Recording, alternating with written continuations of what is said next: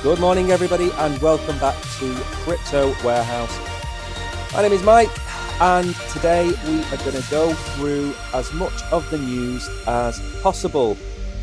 We have got some interesting statistics about Bitcoin, Cardano. We're going to take a look at Ethereum.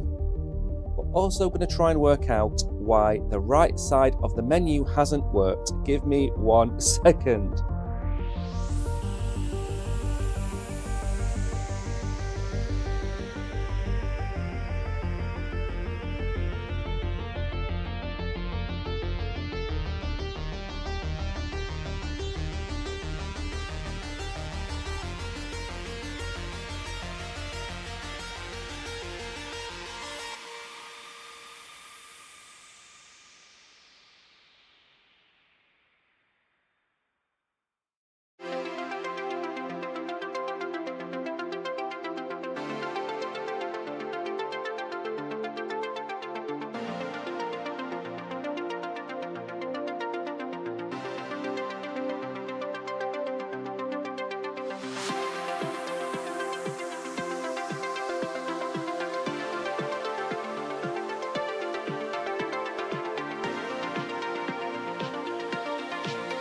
Okay, give me 1 minute. Everything seems to be working.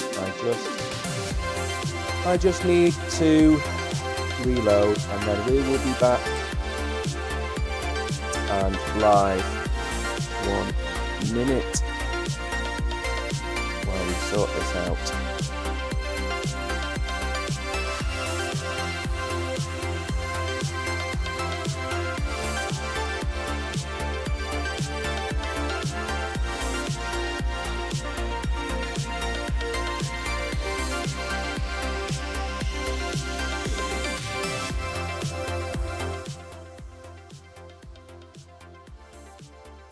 Hopefully, at some point, it will appear.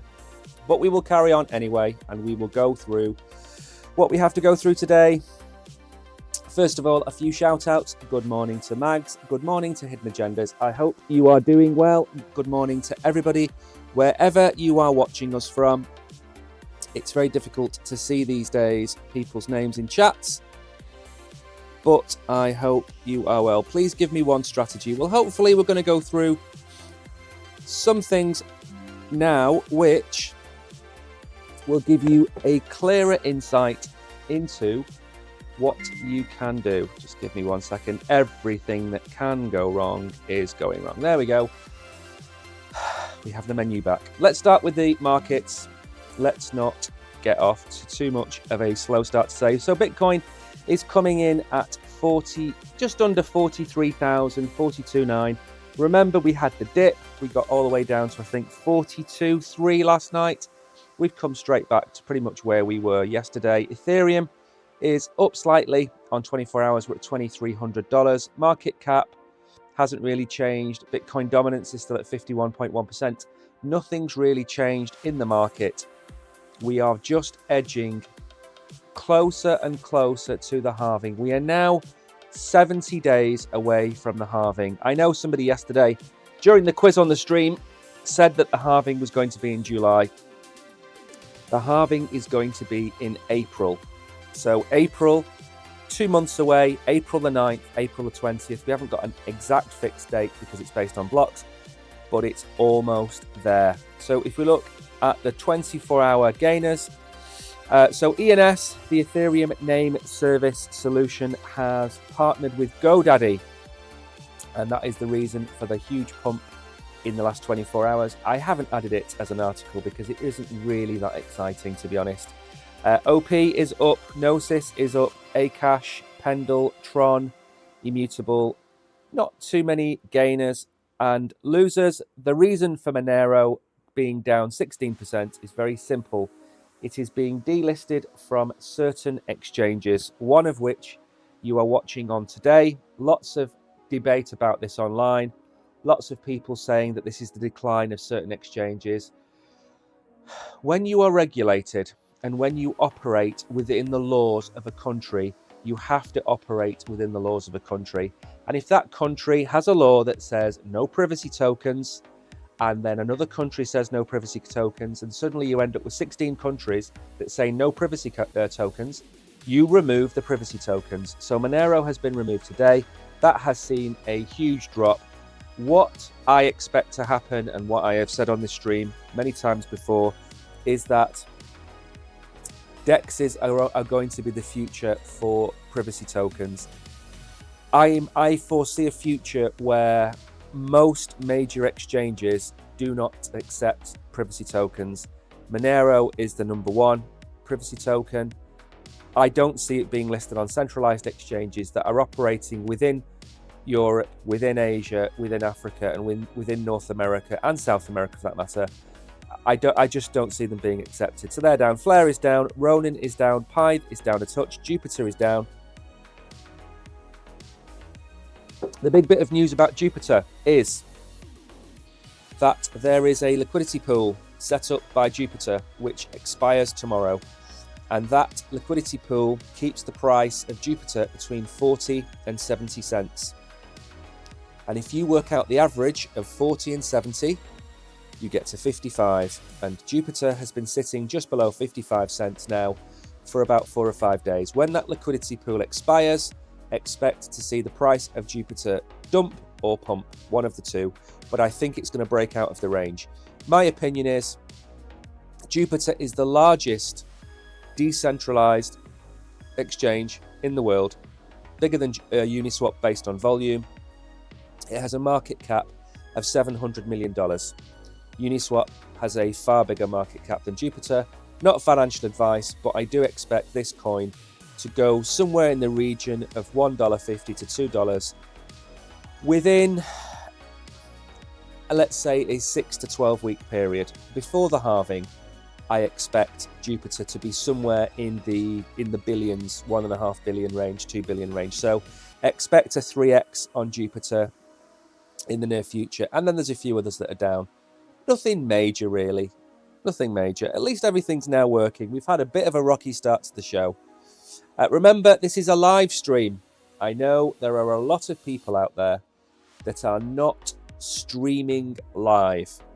I know there's a lot of recorded videos on the platforms you are watching on, but please just bear in mind, we are here, we are real. Say hello in chat. I know it's really difficult to get through all of the spam, but we are genuinely here. Again, we need privacy coins to escape tracking, absolutely. And the problem is, and I've got to be very careful what I say, it's a little bit like when you use the Tor browser. By using the Tor browser, you have complete security and complete anonymity, which is great for you. But the issue is that by using Tor and being one of the few people to use Tor, you flag yourself as a Tor user. And I think that's going to be the problem with Monero and other privacy coins. By using those privacy coins, you remove any trace of where your history has been. So let's say, for example, you've got $100,000 in Monero and you send it to a decentralized exchange. And then you send that $100,000 to a tier 1 exchange. And then you want to take that to your bank account. At some point in that transaction or set of transactions, either the exchange or your bank is going to ask you for proof of funds or source of funds, whatever it might be. And that's where the difficulty lies. It's all good having the money online, but it's getting it into your bank account that's going to be the problem. So by doing these things, they're actually making it so much harder that it reduces the number of users and then makes it easier to spot you amongst a crowd of people. Because if only 1 in 1,000 people use the Tor browser, or 1 in 1,000 people use Monero, it makes it easier to catch the people. Anyway, so let's move on. So these are the X files. These are very short little snippets of information. The new Bitcoin ETFs versus MasterStrategy. Will the ETFs overtake MasterStrategy today or tomorrow?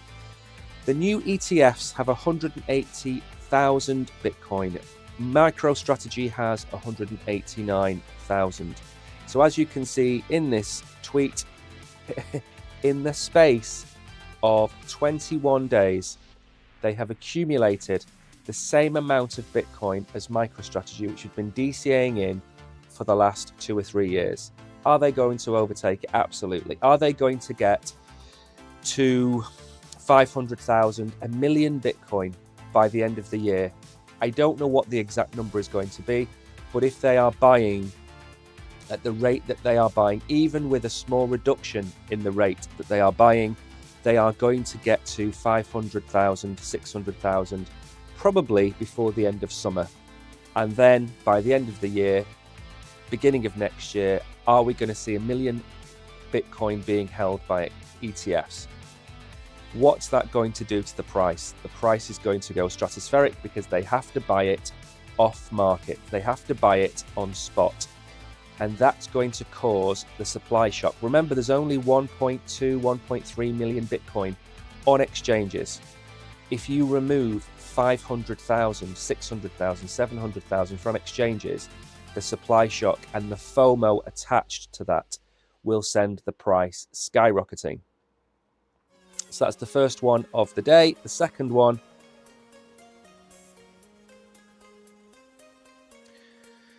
so the biggest news websites in the world see traffic slumps for the second month in a row, while traffic for X is at an all-time high. Traditional media is a direct competitor to X, one of the reasons why they are publishing fake articles targeting Elon Musk. Why is this important? The reason this is important is that traditional media, they all have narratives, and those narratives play out by the powers that be. So if they want to FUD Bitcoin, if they want to FUD an exchange, if they want to FUD a cryptocurrency, they will use Fox News, New York Times, The Guardian, the big, Yahoo. They will use all the massive news publications to feed that information out to you, FUDing whatever it is they want to FUD. And similarly, when they want something to be pumped, they will feed the same news outlets with those stories. So people are getting very wise to this. People have had enough. So what's happening is X is now becoming the source of information, especially new information to do with new technology, whether it be AI, whether it be crypto, whether it be other different types of media. There's going to be a Tucker Carlson interview in the next... Sorry, my dog just ran and jumped on the bed. Tucker Carlson is going to be interviewing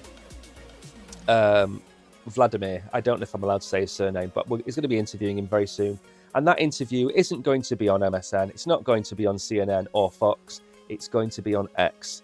Now, I'm not going to get into the to's and fro's of whether there should be complete free speech. I'm not going to get into the to's and fro's of anything like that. But from a crypto point of view, what I would say, and it's not really, it's just advice, it's not financial advice. What I would say is that there are far better people to trust on X than in the media.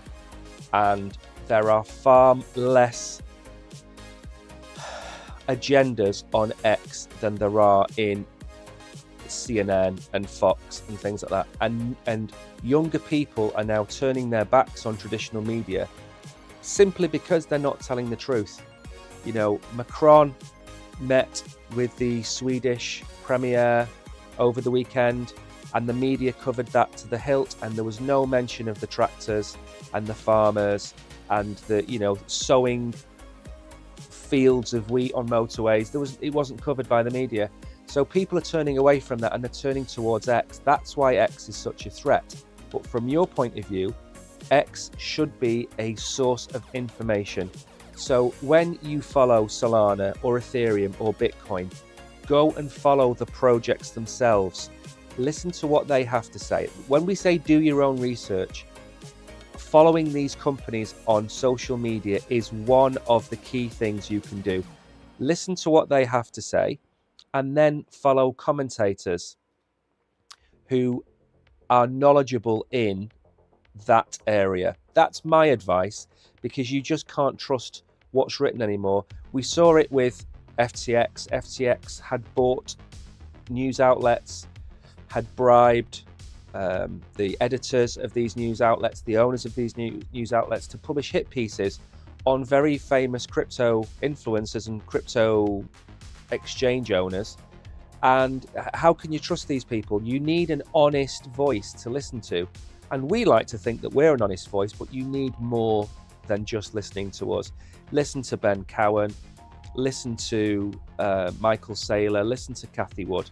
They all have their own agendas, but those agendas aren't hidden. They're open. Everybody knows what they are.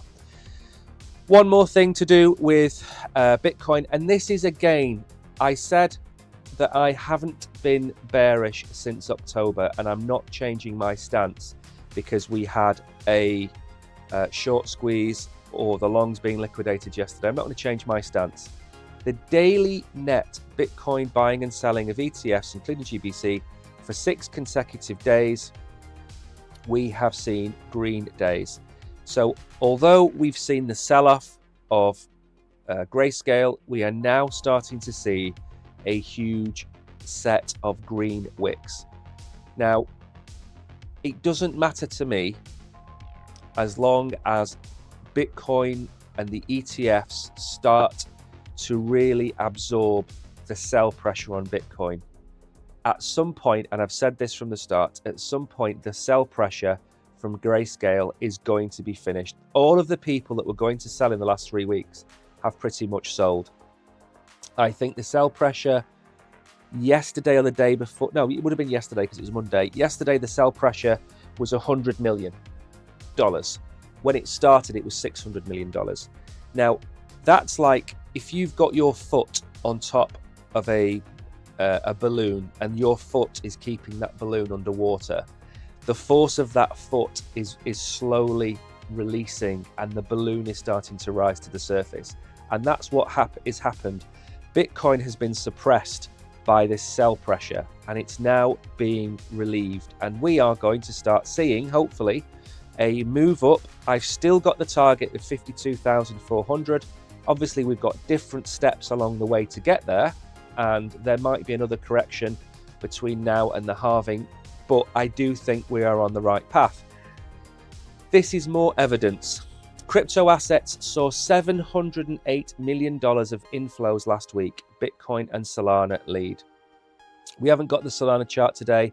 We are going to very quickly look at the Bitcoin chart, although to be honest, I might as well just show you the same chart I have shown you for the last 2 weeks because nothing has changed.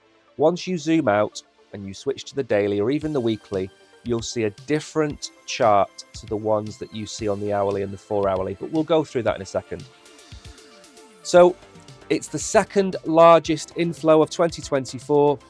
99% came from Bitcoin. The US market recorded 721 million of inflows, with the fresh ETFs alone gathering 1.7 billion. According to CoinShares research, the Bitcoin ETFs have consistently attracted an average of 1.9 billion in capital over the last month, culminating in a total of 7.7 billion since their approval. Remember, there has been sell pressure as well on top of this. This isn't just all one-way traffic. We've had the Grayscale sell-off. Despite the surge, there's been a 6 billion. Oh, there we go. Okay. So that 7.7 billion in is negated by the 6 billion going out. So we have a net of 1.6 billion for the first month of the ETFs. Very, very healthy. Anybody that said we were going to be getting $50 billion worth of ETFs bought in the first month was way off the mark. My prediction was anywhere between $3 and $6 and $7 billion for the first month. And yes, we got to 7.7, but nobody expected the Grayscale Vanguard issues. That was the crypto black swan that suppressed us. Recent data indicates a noticeable slowdown in these outflows. We've already covered this. Grayscale was the big sell-off. But remember, Grayscale is the daddy. It's got $27.7 billion of Bitcoin on its books.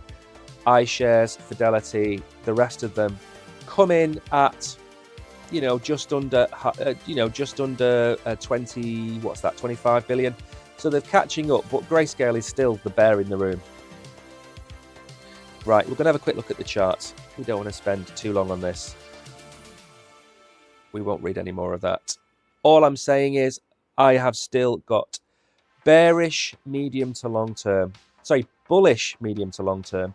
Bearish possibly on the next week or so. Now let's start with the weekly. Let's start with the weekly just to show you where we are. So of course we're in this range. We've had 3 green weeks on the trot. We chopped a bit here. We had the wick up. We had the wick down. We've had 2 red wicks. Now we've had 3 green wicks. Could we see a nice slow creep up towards this line? Is that the direction we could possibly be heading? Now, the green flow in, if you go back here, we had 1, 2, 3, 4, 5, 6, 7, 8 green weeks on the trot, which brought us from 27,000 up to 44,000. So that was a great run for Bitcoin. We're now on our 3rd green week, another 3, 4, 5 green weeks, and maybe we're going to have another run at these prices. My price for Bitcoin is, of course, up here. This is my line.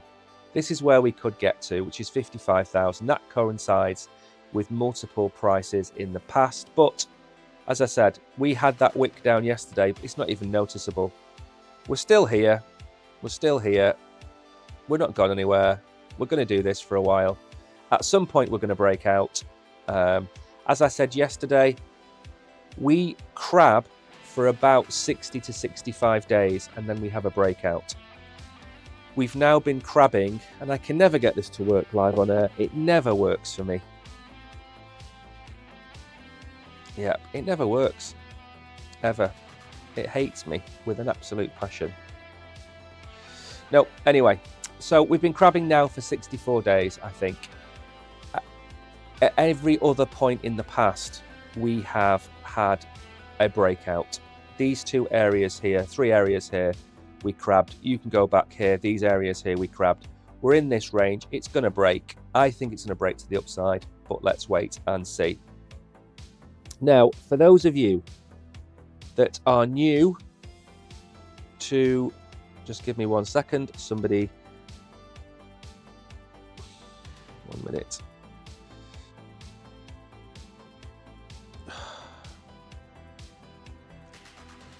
One minute. There we go. Okay, so for those of you looking to accumulate Bitcoin, $42,000, $44,000, $40,000, these are ranges where you will look back in 2 years' time and think, I bought Bitcoin at a great price. There are prices that Bitcoin has been at that we are never going to see again. That's kind of like the emotional way to look at things. We are probably 99% certain we are never going to see anything like this ever again in Bitcoin. We could break out to but possible. But we'll look at what we would have to do to get down to $15,000. We're just before the halving. We're never going to see this ever again. In the history of Bitcoin, we are never going to see these prices. You need to start thinking about these prices in the same terms that you think about these prices. You know, $8,000, $9,000 Bitcoin. We're never going to see these again. You know, we might come down to 35,000 or 33,000 or whatever with some kind of black swan, but we're never going to see $15,000 again, in my honest opinion. Now, we're going to move on and talk about one of my favorite tokens. And again, there are lots of tokens which are simply not sexy.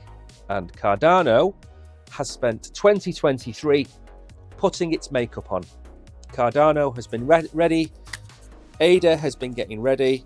And they are going to go out and they're going to party in the next 2 years. And they are going to absolutely rock it.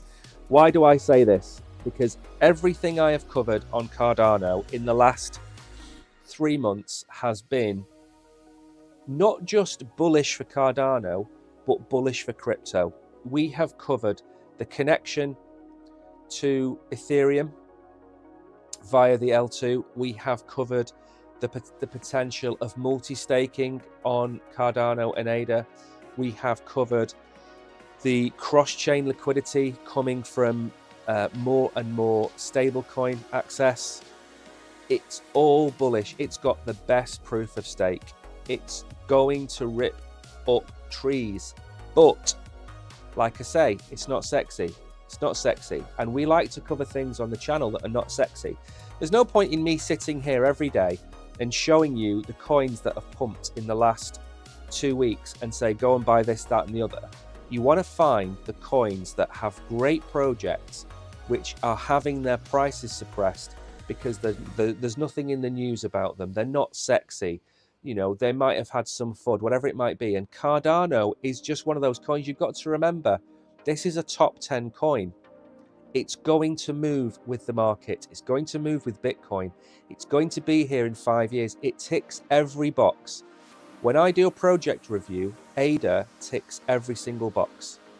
Bitcoin doesn't tick every single box yet, because Bitcoin is a store of value, and that's all it's ever going to be. Cardano, if you said pick a chain, would I pick Ethereum or Cardano? I would pick Cardano. If you said Matic or Cardano, that's a different conversation, because Matic is, again, that's going to rip up trees. You know, the AG layer, the ZK rollups, everything, they are becoming the best layer 2 there's ever been. But Cardano is not something you should fade.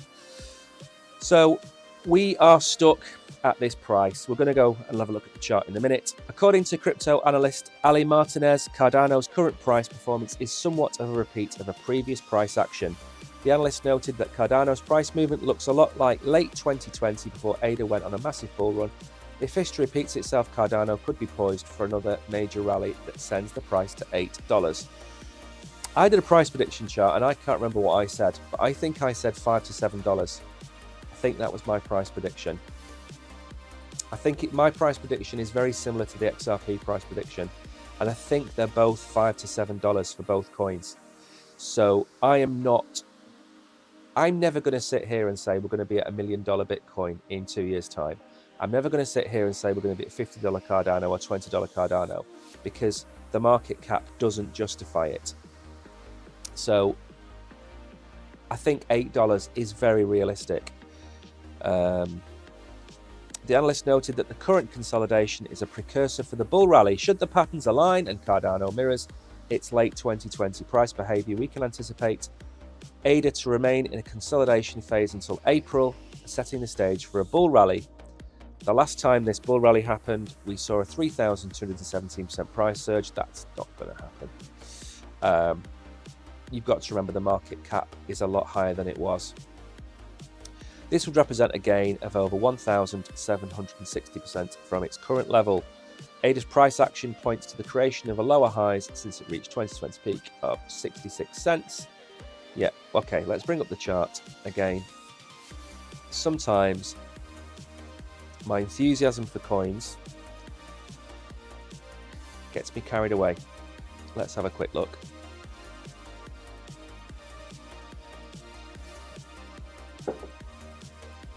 Okay, so we'll start with the bearish. On the daily, we have been putting in lower highs now for 2 months. 2 months of lower highs. And give me 1 second. There we go. There we go. I can see now. So we've been putting in lower highs. That's never a good sign. And we are coming down. But we are still above the bull market support band, which is at 40, let's call it 45 cents. And that is coming up. We are not looking too good. If you look at this, it's not a good sign. But the RSI is starting to come up, and the price is starting to recover a little bit. If you look there, So there is hope, but I am not saying that Cardano is my buy of the century today. I think anything in this hitbox here is going to be a good price. And that is, I'm probably not going to get down that far. I would say 40 to 47 cents is a good price for ADA. Anything below 50 cents is great, but anything further down is fantastic. If we have a correction and we come down to the bull market support band at 44 cents, I am personally going to be buying more Cardano, and I didn't think I would say that. I've been buying Cardano since, well, in two phases. The last time I bought Cardano was at the start of last year. If we get down to this 44, 40 cent range, then I'm going to load up even more, because that's going to be potentially a 12x, 13x in the bull run. So for every $1,000 you buy, it will become $12,000, $13,000 in the bull run if everything follows the pattern of the previous cycles. And remember, we do follow cycles in crypto. We have a 4-year cycle for Bitcoin. All coins follow that. We are going to hit the Goldilocks period. Lower interest rates, lower inflation, new president of America. We've got the Bitcoin halving. We've had the ETF. Potentially we're going to have an Ethereum ETF. So all of these things are why I am so bullish for 2024. End of 2023, I became bullish. Middle of 2023, I was expecting us to come even further down, and we didn't. We held the line. We didn't break that 25,000 line, and we've come back up. So this isn't a good sign. Lower highs and lower lows are never a good sign. But, you know, we're going to break out of this range. I can show you charts of coins where we've been in this range and they've broken out. And that's going to happen. These channels work until they don't work, and then they break out. But for me, strong buy on Cardano. Anything under 50 cents for me. And you should be holding Cardano the same way that you should be holding XRP. If you've got a portfolio that doesn't include Ethereum, Bitcoin, Cardano, XRP, Solana as a big chunk of your portfolio, then I would suggest rebalancing it. Remember, you're not marrying these tokens. You're not married to Cardano. You're not married to Bitcoin or anything like that. You don't marry them. You don't owe them anything. They are a mechanism for you to maximize your gains. That's what they're there for.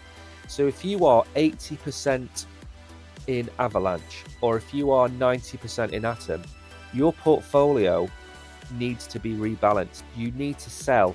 You cannot hold one token. It's just going to get you wrecked. Because if one black swan happens to that token, your entire portfolio is going to be wiped out. And yes, it's happened to Gala in the past. Yes, it's happened to Luna. There were lots of people that were heavily invested in Luna, wiped them out. So don't be all in on one token. Create a balanced portfolio, carry out good risk management, allocate funds to multiple tokens. And the one thing I suffer from is rebalancing.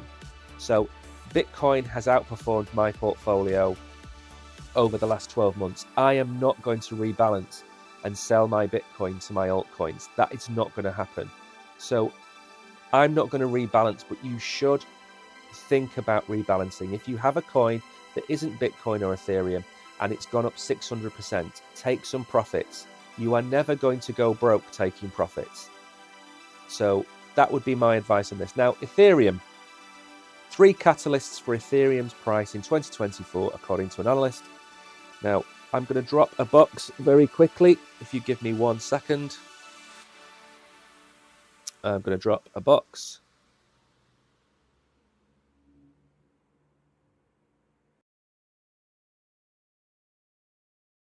Let's go and drop a box in here. And remember, wherever you are, smash the like button. Say hello. Drop a comment. Whatever you want to do. If you don't agree with anything I'm saying, or you don't agree, leave a comment and I will reply. and I will try and keep my eye on chat. But the issue is very simple. One of the chats is absolutely full of spam. I can't read anything. Occasionally I'll pick up a comment, and hopefully soon that'll be fixed, and hopefully the bots will be removed and we can actually see real comments. Right, that should be there for you to claim. Let me very quickly check chat. I can't see anything. They're all spam bots. Right, okay, that's dropped. Give me another second. I'm going to log in to another stream, make sure that one is working fine, and then we'll carry on.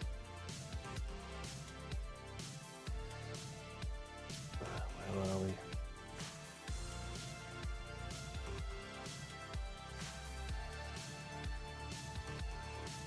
Okay, so we are live and we are working. Perfect. Okay, so what three things are going to move Ethereum up to this $3,500 to $4,000? I can't see it, to be honest, not at this stage. So the three things, according to Michael Van Pop, are the Dencun upgrade, which anytime now is going to be finished with testing, and I think they're going to be putting it live in February. The Ethereum spot ETF hype and the Bitcoin rotation after halving towards the rest of the ecosystem. I kind of agree with the three triggers. I don't agree with the timing of them. So the Ethereum spot ETF is either going to be approved in May or it's not going to be approved. And I am siding with the belief that it's not going to be approved. Bitcoin is not Ethereum. Bitcoin is proof of work. Ethereum is proof of stake. Ethereum has a head honcho, which is Vitalik, and the Ethereum Foundation. There is a centralized body of people for the SEC to go after. Bitcoin doesn't have that. Bitcoin is a group of decentralized machines operating around the world. There is no one focal point. There is no one head. So as far as Gary Gensler is concerned, just because you have a Bitcoin ETF, it doesn't mean you're going to get an Ethereum one. I don't believe that the money from the Bitcoin halving, the pump, is necessarily all going to flow into the alts so soon after the halving. And he's giving a 3 to 6 month prediction for this. I don't think it's going to be that soon. I think it's going to take a lot longer, because remember the Ethereum. Is there a chart I can bring up to show you this?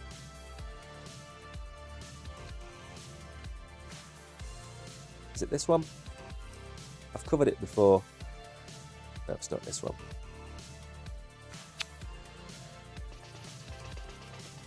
Anyway, doesn't matter. There is a very simple chart that shows you how Ethereum is performing against Bitcoin.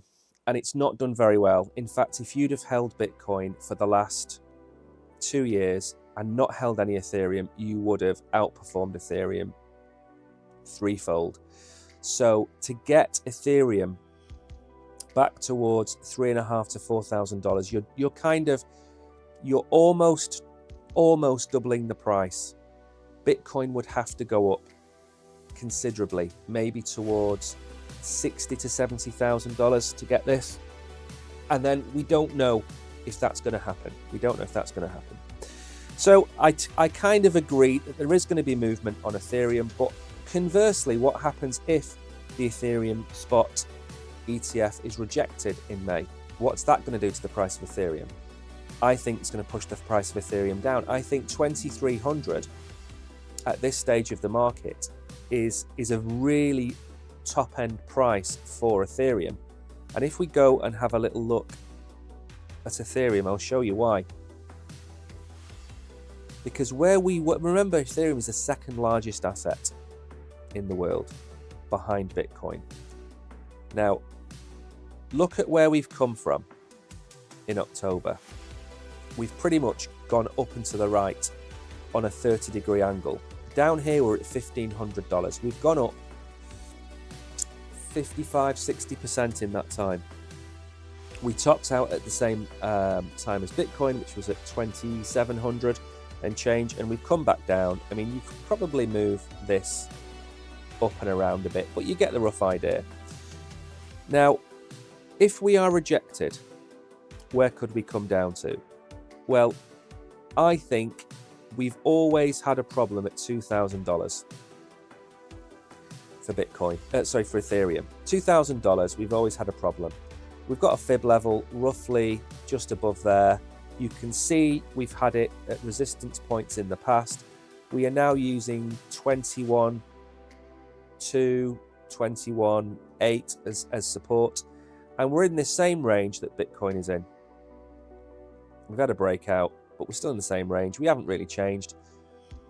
I do think we could break back down towards this 2000 range, 2070 to 1950. I think we could break down here if the ETF is rejected. And we are some months away from that. And potentially, what could happen with the Bitcoin hype is we could see Ethereum break through here, retest this 2700 range. Then we could be rejected by the ETF. I don't know what the opposite of a God candle is. Would that be a devil candle? We could see a devil candle straight back down to here. So maybe we are at 2160 in April, May. Maybe we get that. But I just don't think it's as cut as dry as people are making out. People are trying to say to you, oh, it's easy, we're going to get the ETF in May. I just don't see it. There's been no news coming out from Gary Gensler that this is just going to be approved. I know Hester Peirce has pushed for it. I know Larry Fink is pushing for it. I know all the major players are pushing for it, and I know that they normally get their own way.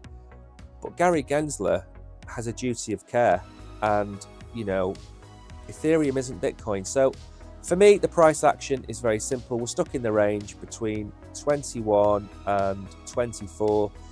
If we break out, we're probably going to come up to 26. I just don't see it. I think we're going to crab. I mean, I know you probably want some blockbuster news, but I think we're going to crab for a while. We're going to need a spark. And whether that spark is Bitcoin getting to the end of its crabbing period, which I said was 64 days, whether that leads us to a breakout today, tomorrow, Friday, whatever, next week, maybe that's where we're going to go. Now, very quickly, I am going to show you. We had a quiz yesterday, and for those of you that weren't here for the quiz, let me explain what happened. You were dreadful. You were awful. You didn't know your proof of stake from your proof of work, and the OGs got it right, but most of you got it wrong. So I'm going to very quickly, and I did say I was setting homework for today's stream, and if you didn't listen, that's fine. I'm going to take you through it today. And what's important is that you understand that we are not here to do anything but educate you as best we can. We're not here to shill you coins, much as certain people want us to tell you to go and buy Doggill on Mars, go and buy Shiba cat dog. We're not going to do that. That's not what we're here for. We're streaming to try and educate people. Now, CoinMarketCap is a great place to go and learn about crypto. You can look at all kinds of things. I know I'm going slightly off-piste with this. You can go and look at, let me give you an example. So this is the total, the top proof of work tokens by market cap. Now, if you go over here and you type in game, and you scroll down to categories, which is there. So if you click on this, for example, under categories, it will show you the top gaming tokens by market cap. Now, we're not interested in that, but it's a useful tip. So if you're gonna, people always tell you, go and do your own research. If I said to you, I think DeFi is going to be the future, go and buy DeFi tokens, not financial advice. You would type that into there. You would click on this, and this would show you the top DeFi tokens by market cap, or gaming, or AI. Any topic you can do it by. So it's really useful for you if you don't know what's going on. If you don't know what a particular word means or a particular industry is about, you can go and look for it yourself. And I think that's important. Now, this list is a very simple list. It's the top proof of work tokens by market cap. As you can see, the three that I tell you about a lot are Bitcoin, Dogecoin, and Litecoin. But there are other proof of work tokens that still exist, one of which is Ethereum Classic. Now, there's a long, interesting story about Ethereum Classic that I'm not going to go into, but basically there was a 51% attack many moons ago, and Ethereum split, and it went into the Ethereum we know today, and the older version became Ethereum Classic, and that still exists to this day. $3.5 billion market cap. It is it has its own fan club. I get comments from time to time from people saying, can you make a video about Ethereum Classic? And I haven't done, but maybe I will one day. Monero is in there. Casper. Now, Casper is one of the most profitable coins to mine. It's still profitable. I don't know whether it's going to remain profitable for the next year or two, but it's a good coin to mine. Bitcoin SV, I believe, and Bitcoin Cash, they are two splints from Bitcoin, and I've never liked either of them. Conflux, Coin, Zcash, Ethereum Proof of Work, Cadena. So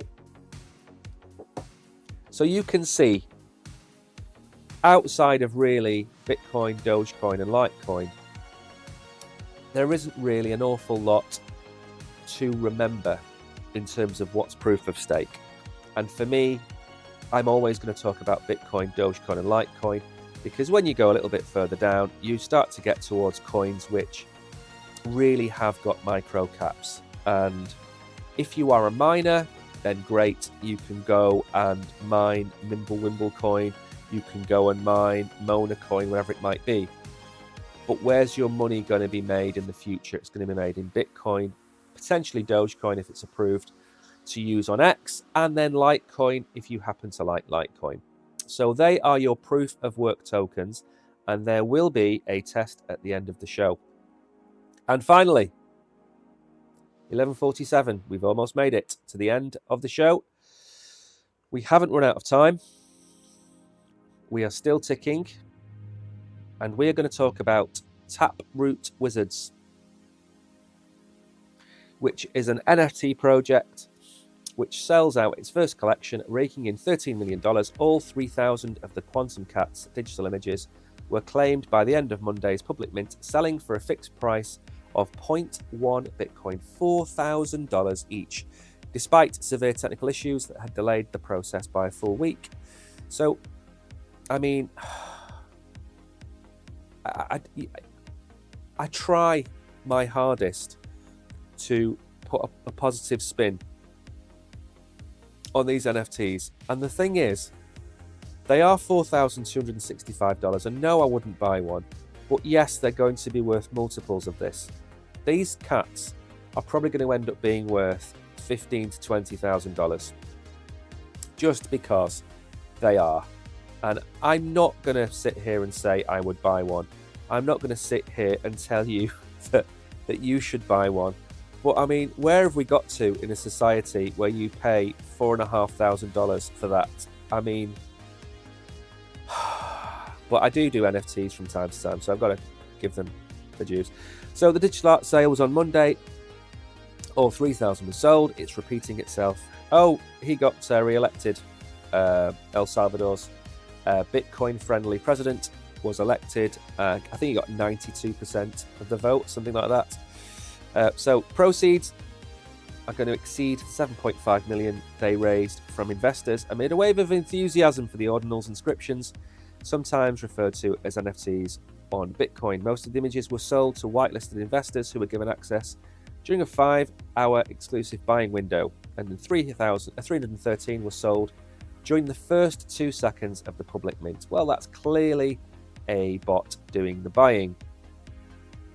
Based on the results, collectors or speculators appear to have been undeterred by its inauspicious start.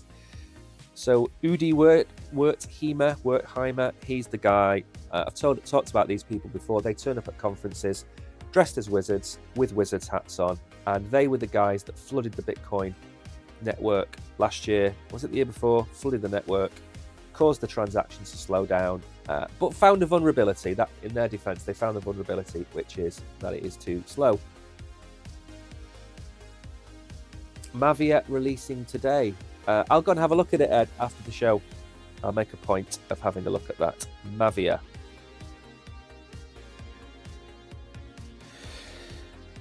We knew that the demand was high. We are just pleased we're able to provide a smooth experience for our community. So there you go. $4,000 will get you a picture of a cat with whiskers. The project and its inscriptions launched in early 2023. I don't really want to read any more about this. Don't buy NFTs unless they come with utility, or don't go out of your way to buy NFTs. On the whole, 99% of them are useless. You're only going to lose your money. It's just not worth the risk. There's way better things to invest in. If you were to give me the choice of buying one of these or buying the Bitcoin itself, I would buy the Bitcoin or the Ethereum or the Solana or the Cardano. I would never buy an NFT like this. I would have to have money to burn to buy one of these, and I don't. So I wouldn't go near one of these. So that really is the end of the news. I believe Bitcoin has fallen a touch since we spoke. Let's have a look at the chart.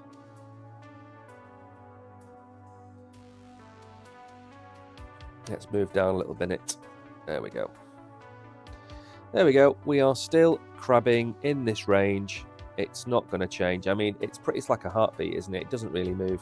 Bitcoin is just crabbing away to itself. Let's move this across a little bit. See. And what we'll do now is we'll get cracking with a quiz. So for those of you that are on a particular platform, we are going to say goodbye to you now. And for the rest of you, give me a minute